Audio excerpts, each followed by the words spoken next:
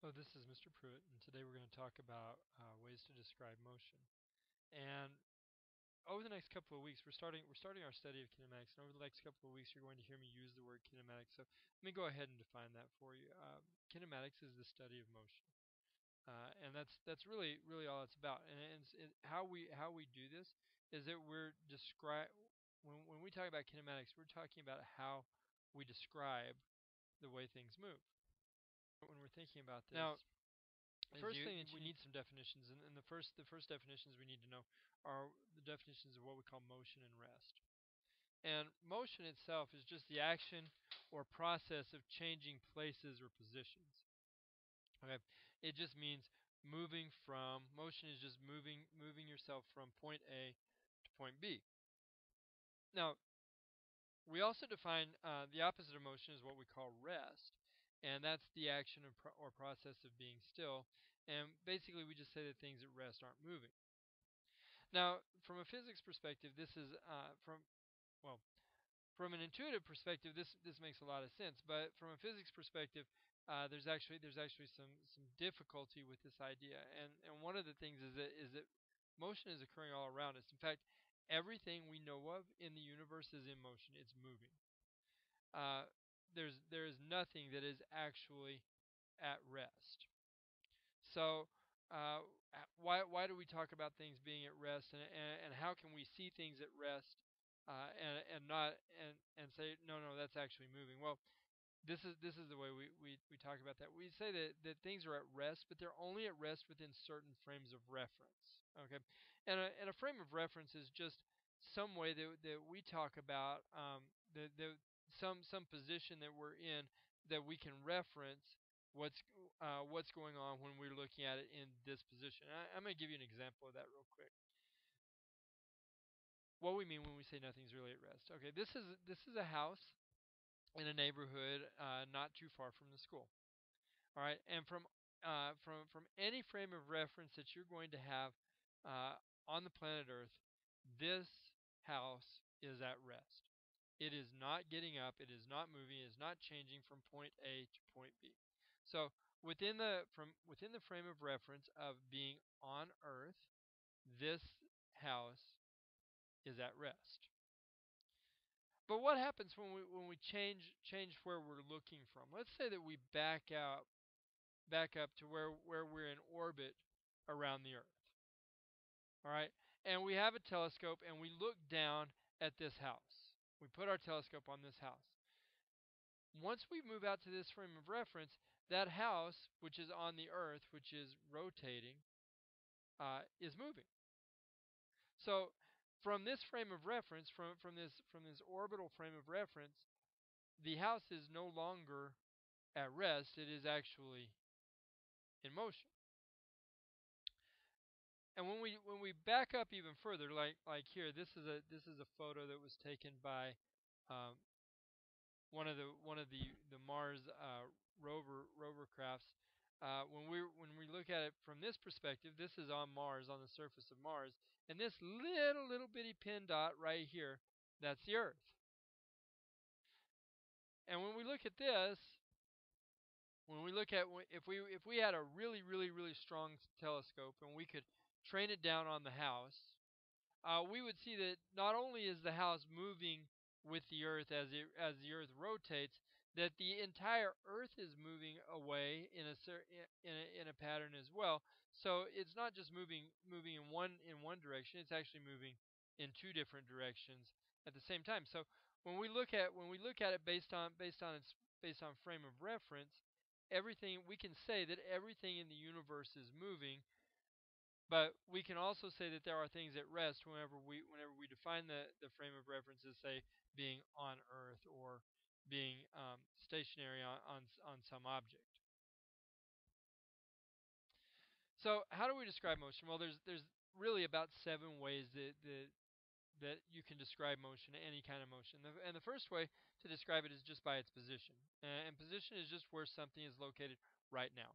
So when I look at this picture, this boy, he has a pencil, and the position of that pencil is on his nose right at this instant. Now, that may change. Pretty soon, he may not be able to balance it very well, and it might end up on the floor. But right now, so its position here is on the boy's nose, and its position here is on the floor, and that's one way we can describe the motion of that pencil is just by where it is. Another way we can describe motion is by describing its distance, the distance it travels. Now, there's a place where you might get confused here, so you need to be real careful about this. When we talk about distance, we're talking about the actual number of units an object moves to go from one position to another. So we're talking about if you were in a car and you got in the car at this position and you drove to this position, and you drove on this zigzag path, distance would be how many miles or how many blocks or how many kilometers or how many meters you actually drove to get from here to here. So it would be whatever distance is encompassed by this path. Okay? And it doesn't really matter what unit you use, it's just how many units it took to get there. Now here's the one where it could get kind of confusing for you. All right, we have this other idea. It's called displacement. Okay, displacement is the distance in a straight line from the beginning position to the ending position. So, let's say you start at point A and you end up at point B, and to drive there, you drive along this path right here.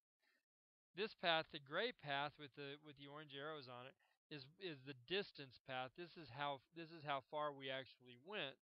But this blue arrow that goes from point A to point B in a straight line, this is what we call the displacement. This is how far apart these two positions actually are from each other. Okay.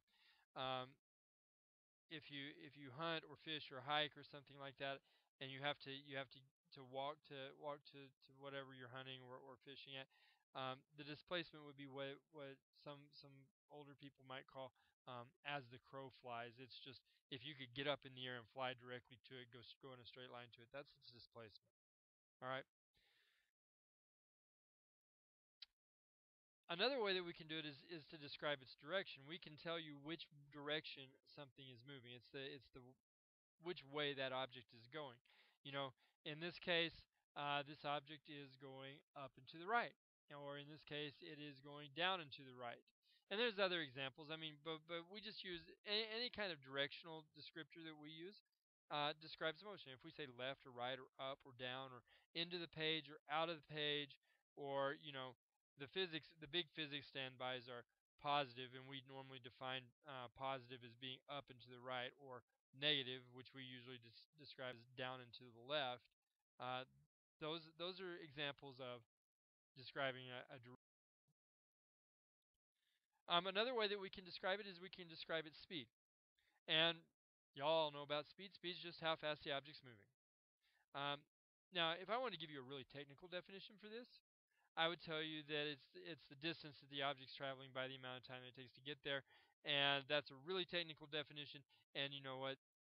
You already know what this is. Examples of it are things like this: miles per hour. How many miles did you go?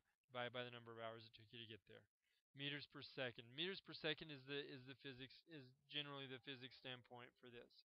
But when we talk about that's a when we talk about speed, miles per hour, meters per second, kilometers per hour.